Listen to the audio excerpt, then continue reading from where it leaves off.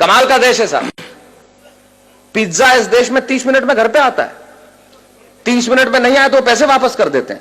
आप पुलिस वालों को बुला के देखिए।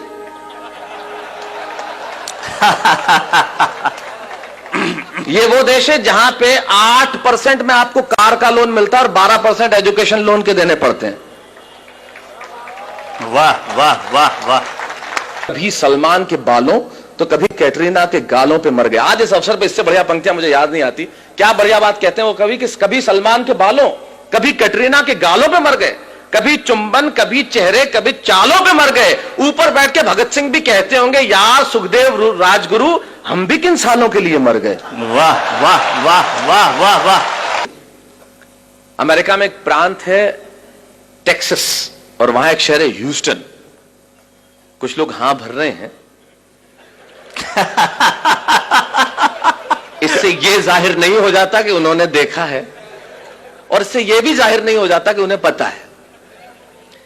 इससे यह जाहिर होता है कि आदमी समझदार है और सामने वाले को यह जताना जानता है कि मैं जानता हूं।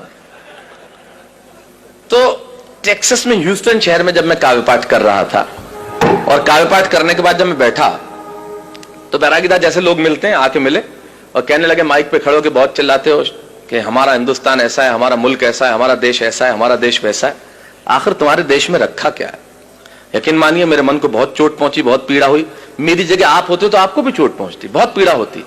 लेकिन मेरा दर्द सुनना साहब, मुझे चोट इसलिए नहीं पहुंची कि उसने मुझे ये कहा कि तुम्हारे मुल्क में क्या रखा है। मुझे पीड़ा इसलिए हुई कि कहने वाला लड़का खुद एक हिंदुस्तानी था जो सारी उम्र यहां पला, यहां बड़ा, इसकी माटी में रहा, जिसकी शिराओं में हिंदुस्तानी पिता का रक्त और जिसकी धमनियों में हिंदुस्तानी मां का दूध बहता हो। वो किसी दूसरे मुल्क में जाके अपने ही मुल्क वाले से ये कहे, एक हिंदुस्तानी जब दूसरे हिंदुस्तानी से ये कहे कि तेरे हिंदुस्तान में क्या रखा है, तो चोट पहुंचना स्वाभाविक था। तब मुझे महाकवि कन्हैयालाल सेठिया जी की एक कहानी याद आई और उस कहानी को मैंने कविता की आत्मा बनाया। क्यों मुझे पीड़ा पहुंची, क्यों मुझे कविता लिखनी पड़ी? कन्हैयालाल जी लिखते हैं कि लोहा और सोना आपस में बात कर रहे थे तो लोहे ने सोने से सवाल किया कि यार तू सोना है, मैं लोहा हूं। आपस में बातचीत शुरू हो गई तो सोना लोहे को कहने लगा कि यार लोहार तुझे बनाने के पहले ठोकता पीटता है, सोनार मुझे बनाने के पहले ठोकता। आप पढ़े लिखे लोग हैं, आग में तपा के ठोका जाता है, लेकिन जब तुझे लोहार ठोकता पीटता तो तू बहुत आवाज करता है, मैं तो चुप रहता हूं, ऐसा क्यों? लोहे ने जो जवाब दिया वो मेरी कविता की जमीन है। लोहे ने कहा तो ठीक कहता है सोने, सुनार पीटता है तुझे लोहे की हथौड़ी से जो तेरी कुछ नहीं लगती। मैं लोहा हूं, मुझे जिससे पीटा जाता है वो लोहा है, और जब अपना अपने को पीटता है तो चीख तो निकलती है। वाह वाह वाह वाह। मेरी कविता अपने ने अपने को पीटी गई चीख की कविता है। जब एक हिंदुस्तानी दूसरे हिंदुस्तानी को यह कहे कि तेरे मुल्क में रखा क्या है, अरे उन्हें मालूम क्या है कि मेरे मुल्क में है क्या? हमारे मुल्क में मधु कोड़ा है। वाह वाह। है एक भी लीडर ऐसा? सूर्यवंशी 38 वर्ष की उम्र में 4000 करोड़। आप यकीन मानिए कभी जिंदगी में 4000 करोड़ रुपए मिल जाए तो यकीन मानिए इस जन्म में मुझे गिन के दिखा देना, आप गिन नहीं सकते। ये हिंदुस्तान, ये हमारा देश है। हमारे यहां कमाल की चीज है। हमारे मुल्क में क्या रखा है, बहुत जबरदस्त। जैसे आपका इंदौर का ट्रैफिक, मैं अभी एयरपोर्ट से आ रहा, राजवाड़ा के आगे मेरी कार के आगे आदमी हाथ साइकिल पे यूं किया फिर यूं कर दिया। मैंने कहा इसका क्या मतलब? बोले पहले मुड़ना था फिर कैंसिल कर दिया।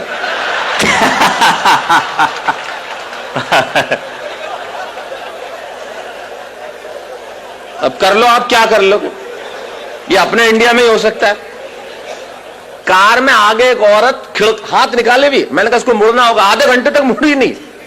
मैंने कहा बहन जी क्या? अरे नहीं, बोले मैं तो नेल पॉलिश सुखा रही थी। ये अपने मुल्क में ही हो सकता है। तब मैं बताता हूं मेरे मुल्क में है क्या। दो दृश्य करता हूं पैदा। अमेरिका में एक लड़का मुझसे कहता है तेरे देश में रखा क्या है। तब सुनिए कि अमेरिकन परिवार में एक लड़का घर में आया, बहुत समय बाद सुना था तो हो सकता है मैं कहीं इधर उधर हो जाऊं, लेकिन याद करने की कोशिश करता। अमेरिकन परिवार में एक लड़का घर में आया और अपने पिता से कहने लगा, come on dad what a bad day. Come on dad. American परिवार में एक लड़का घर में आया और अपने पिता से कहने लगा, come on dad what a bad day, I just want to change my girlfriend. ये बेटा बाप से बात कर रहा है। Come on dad what a bad day, I just want to change my girlfriend. अब मैंने तुरंत ये शब्द सुना और मेरे कान खड़े हुए। मैंने कहा सुनो, काम की बात चल रही है। मैं रेगिस्तान का निवासी, वैसे ही सूखाग्रस्त इलाका, तो ऐसे शब्द सुनने में बड़ा अच्छा लगता है। Come on dad, what a bad day, I just want to change my girlfriend. पिता बोले okay okay, don't get tense, just think she was a nonsense and change it. और मैंने कहा गजब का बाप है, कितना सपोर्टिव फादर, अपने बेटे को खुद कह रहा है कि सारी चिंताएं हटा, और दूसरी लड़की।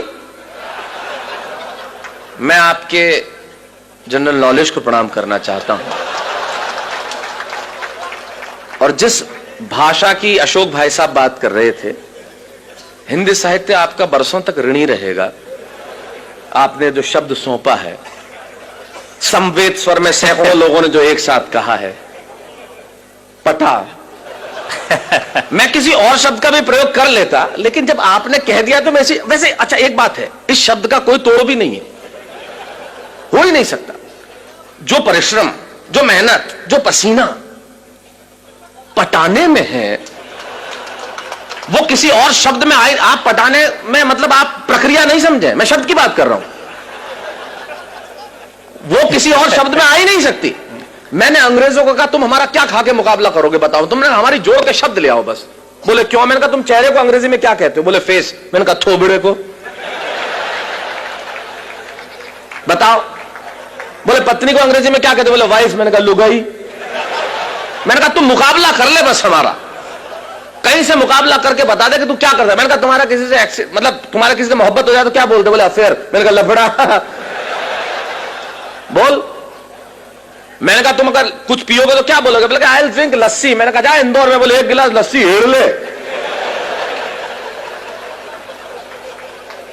तेरा बाप नहीं ला सकता है शब्द। हमारा मुकाबला कर सकता है क्या? कर ही नहीं सकता। फिर मैंने कहा हमारी पत्नी रोज उठ के हमसे एक वाक्य बोलती है तो उसका अंग्रेजी में अनुवाद कर दे, मैं गुलाम हो जाऊंगा तेरा। बोले क्या बोलती है? मैंने कहा बोलती है तुमसे शादी करके तो मैंने करम ठोक लिए हैं। मैंने कहा ला करम और ठोक, तेरा बाप अंग्रेजी में नहीं ला सकता करम और ठोक। मैं चाहता हूं हमारी हिंदी भाषा के सम्मान में एक बार जो अद्भुत भाषा है हमारी। वाह वाह वाह वाह, स्वागत है स्वागत है स्वागत। कर ले कोई मुकाबला, हमारा क्या करेगा? बोले पत्नियां ऐसे बोलती है। मैंने कहा इससे ज्यादा बोलती हैं। मैं अपनी पत्नी को गोवा घुमाने के लिए ले गया तो कहीं था नहीं, चर्च में ले गए, उसने श्रद्धा के मारे ईसा मसीह के पांव छू लिए। मैंने कहा तू मेरे तो नहीं छूती। बोले तू भी लटक जा। मैंने कहा तू तो अनुवाद करके बता दे इसका। हमारी ट्रकों के पीछे लिखा रहता है ट्रक नहीं है मेरे जिगर का फूल है, और माल उतना ही भरूंगा जितना गवर्नमेंट का रूल है। मैंने कहा कर जिगर के फूल का ट्रांसलेशन, क्या लिखेगा? Flower of liver. और मैंने कहा तुम्हारी भाषा का जो हम इस्तेमाल करते हैं वो तो किसी का बाप नहीं कर सकता। मैंने कहा इंदौर, मैं इंदौर इतना आता हूं कि मैं तो लगभग, इंदौर मेरा बहुत प्रिय शहर है, और मैं बता दूं मुझे इतना मजा आता है, यहां की भाषा कमाल की है साहब। मेरा एक मित्र अपने ही मित्र के घर गया तो उधर से निकला वापस, मतलब किधर गए? बोले यार मैं इधर से निकल रहा था, मैंने सोचा तुम तो कहीं बाहर गए हुए तो सोचा भाभी जी को टच करता चलूं।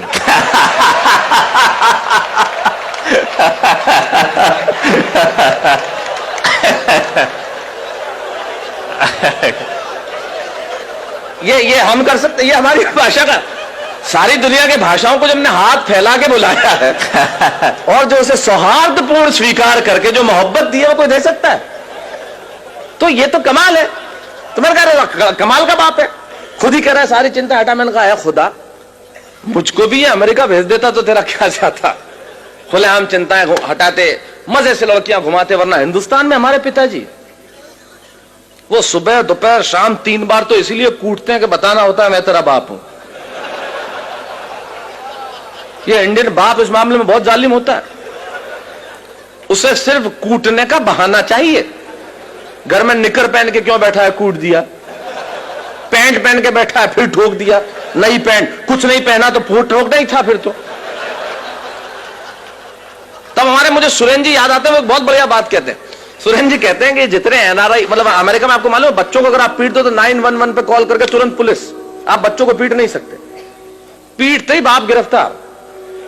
एक हिंदुस्तानी बाप ने ठोक दिया, छोरे ने 911 पे फोन किया, बुला ली पुलिस, गिरफ्तार हुआ। जैसे ही जेल से छूटा बाप, तीसरे ही दिन इंडिया की टिकट कराई बेटे के साथ, और दिल्ली एयरपोर्ट पे उतरते ही नहीं, इससे यह जाहिर नहीं होता कि, इससे यह जाहिर होता है कि एनआरआई हर साल इंडिया आते क्यों। वाह वाह वाह। तो मैंने कहा यार खुदा मुझको भी अमेरिका भेज देता तो तेरा क्या जाता। ये देखिए अलग किस्म की देशभक्ति है जो मैं प्रस्तुत कर रहा हूं। मैं आया था जब अशोक जी एक बहुत बढ़िया बात कर रहे थे कि वीर रस के कवियों ने एक इंच जमीन में नहीं छोड़ी जहां पे झंडा नहीं गाड़ा। उनकी देशभक्ति थोड़े अलग किस्म की होती है। अच्छा वो झंडा गड़ता पाकिस्तान पे ही है, चाहे वो रावलपिंडी हो, चाहे लाहौर हो, चाहे कराची हो। मैंने कहा आजकल चाइना बहुत बदमाशी कर रहा है, उधर क्यों नहीं गाड़ते? तो यार उधर के बोले शहरों के नाम ही याद नहीं है, गाड़े तो गाड़े बढ़िया है, बढ़िया है। वाह वाह वाह। अच्छा एक आध शहर का नाम याद हो गया तो उसमें तालियां नहीं बजती। बोले अब के तिरंगा फहराएंगे हम गोंगजाऊ पे। तो गोंगजाऊ वो मजा नहीं देता ना जो लाहौर देता है। तो ये अलग किस्म की देशभक्ति। तो मैंने कहा खुदा मुझको भी अमेरिका भेज देता तो तेरा क्या जाता। खुलेआम मजे से लड़कियां घुमाते, मजे से इधर उधर घुमाते। वरना हिंदुस्तान में हमारे पिताजी, उन्हें तो भगवान बचाए साहब, मुझे भी अमेरिका भेज देता तो मजे से जिंदगी की रंगीनी उठा। अच्छा दूसरे अमेरिकन परिवार का और भी दमदार एक लड़की आई और अपने माँ से कहने लगी come on mom, I just want to live with that guy whom I'm living with for 2 years. मैंने तुरंत अनुवाद किया। मैंने कहा ये कह रही है कि उस लड़के के साथ नहीं रहूंगी जिसके साथ 2 साल से रह रही थी अकेली, वो भी बिना शादी के। 6 फुट का छोरा, नहीं कोई सहेली। अपने यहां तो पिक्चर में ऐसे डायलॉग आ जाए तो लाइट चली जाती है। और ये देश कितना एडवांस है, हम इनसे कितना पीछे है, कितना नीचे। मुझे भी अमेरिका आ जाना चाहिए और जिंदगी के मजे उठाना चाहिए। अब यहां से वो बात शुरू करता हूं जिसके लिए कविता लिखी। मुझे भी अमेरिका आ जाना चाहिए और जिंदगी के मजे उठाना चाहिए। ये बात मैंने वहां रहने वाले एक बुजुर्ग जोड़े को बताई तो उन्होंने बहुत धीरे से मेरा कंधा थपथपाया। ये बात कि मुझे भी अमेरिका आ जाना चाहिए और जिंदगी के मजे उठाना चाहिए, ये बात मैंने वहां एक रहने वाले बुजुर्ग जोड़े को सुनाया तो उन्होंने बहुत धीरे से मेरा कंधा थपथपाया और कहने लगे बेटा ये बातें, ये रोशनी, ये चमक, ये दमक लगती बहुत सच्ची हैं और लगती भी खूब अच्छी हैं। अरे तुम्हें क्या मालूम ऊपर से हंसते हम भीतर कितना पिसते हैं, इन आंखों से आंसू रिश्ते हैं। अरे तुम्हारे मुल्क में और कुछ नहीं होगा पर वहां सच्चे रिश्ते हैं। वाह वाह वाह वाह, बहुत अच्छा बहुत अच्छा। तुम्हारे मुल्क में वहां कुछ नहीं होगा पर ये रिश्ते हमारे मुल्क में ही हो सकते हैं मित्रों, ये रिश्ते हमारे मुल्क में ही हो सकते हैं। ये जो सम्मान की परंपरा बची है वो इसी देश में बाकी रह गई है। तब कहता हूं कि तुम्हारे मुल्क में और कुछ नहीं होगा पर वहां सच्चे रिश्ते हैं। अरे वहां बेटा शाम तक घर नहीं लौटे तो पिता को खाना नहीं भाता। और अगली पंक्ति में बात कितनी छोटी लेकिन तर्क कितना बड़ा कि वहां बेटा शाम तक घर नहीं लौटे तो पिता को खाना नहीं भाता। और इतनी तमीज तो है कि छोटा छिप जाएगा लेकिन बड़े के सामने सिगरेट नहीं पी पाता। इतनी तमीज तो है कि छोटा छिप जाएगा लेकिन बड़े के सामने सिगरेट नहीं पी पाता। और बहन बहन जब विदा होती है ना तो आंखों में आंसू सच्चे होते हैं और घर घर में पांव छूने वाले छोटे बच्चे होते हैं। मित्रों यकीन मानिए एक बात इन कवियों की उपस्थिति में कहना चाहता हूं, जो चीज हमारे पास है शायद उसके होने का एहसास हमारे पास नहीं है। मैं सिर्फ एहसास कराने के लिए आया हूं कि हमारे पास क्या है जो दुनिया के पास हो नहीं सकता। पूरी दुनिया के ग्लोब पे छोटे बड़े मिला के लगभग 183 देश हैं। छोटे बड़े कर लेंगे जो यूएनओ के सदस्य नहीं है तो 203 देश हैं। बैरागीदा अशोक जी जिनकी कविताएं सारी दुनिया में गूंजी है, एक कवि होने के नाते, एक अभिनेता होने के नाते सारी दुनिया में जाता हूं और सारी दुनिया के देखने के बाद इनकी उपस्थिति में एक बात दावे से कहता हूं, पूरी दुनिया के ग्लोब पे होंगे 203 देश साहब, लेकिन सिर्फ एक देश ऐसा है जहां बच्चे मां बाप के पांव छूते हैं, वो देश हिंदुस्तान है, दूसरा कोई देश नहीं है। तब कहना चाहता हूं ये इसी मुल्क में बचा है। तब कहना चाहता हूं कि विदा होती है ना तो आंखों में आंसू सच्चे होते हैं और घर घर में पांव छूने वाले छोटे बच्चे होते हैं। ये बात सुन के मैं सोचने लगा कि बात में दोस्त दम है। हम तो सिर्फ हम हैं। अरे क्या नहीं है मेरे मुल्क में, भले आंखों में धुआं और चेहरों पे गुबार है, दिल्ली में लूली लंगड़ी सरकार है, जेब में कुछ पैसा उधार है, न चमक है, न दमक है, न रोशनी है, न बिल्डिंग है, न कार है। मैं सारी चीजें स्वीकार करता हूं कि मेरे देश के पास नहीं है, लेकिन यकीन मानिए अगली पंक्ति में मैंने कविता नहीं लिखी। मैंने 125 करोड़ हिंदुस्तानियों के दिलों में बसने वाले एक शब्द को उठाया, उसे कलम की नोक पर रखा और पिरोता हूं आपके सामने और दावा करता हूं कि दुनिया भर के दौलत, दुनिया भर का वैभव तराजू के 2 पलड़े लीजिए और दुनिया भर का वैभव, दुनिया भर का यश, दुनिया भर की कीर्ति, दुनिया भर की समृद्धि तराजू के एक पलड़े में रख दीजिए और तराजू के दूसरे पलड़े में मेरे देश का सिर्फ एक शब्द जो आपके घर आंगन में और आपके दिलों में, ये शब्द सुन के अगर आपकी शिराओं में कहीं हिंदुस्तान बहता हो तो यहां से लेकर वहां तक मुझे बता देना कि मेरे देश के प्यास क्या है जो पूरी दुनिया के पास हो नहीं सकता। मैंने ये नहीं लिखा कि यहां सूरज सबसे पहले उगता है, मैंने ये भी नहीं लिखा कि यहां घास की रोटी खाने वाले महाराणा प्रताप हुए, मैंने ये भी नहीं लिखा कि सिकंदर के सेनापति अपनी बेटी की डोली यहां दे जाते हैं, मैंने ये भी नहीं लिखा कि यहां पन्ना धाय स्वामी भक्ति में बेटा कटवा देती है। मैंने ये नहीं लिखा कि हाड़ी रानी शीश काट के थाली में रख देती है। मैंने ये कुछ नहीं लिखा क्योंकि ये सच हम जानते हैं। मैं तो सिर्फ एक पंक्ति कहता हूं, एक शब्द मात्र कहता हूं कि वो जो हमारे देश में बसता है दुनिया भर में हो नहीं सकता। और रख दीजिए दुनिया भर का वैभव इस शब्द के सामने और फिर बताइए कि मेरे मुल्क के पास क्या है कि बात में दोष दम है। हम तो सिर्फ हम हैं। अरे क्या नहीं है मेरे मुल्क में, भले आंखों में धुआं और चेहरों पे गुबार है, दिल्ली में एक लूली लंगड़ी सरकार है, जेब में कुछ पैसा उधार है, न चमक है, न दमक है, न रोशनी है, न बिल्डिंग है, न कार है, पर मेरे देश में संस्कार है। वाह वाह वाह वाह वाह वाह।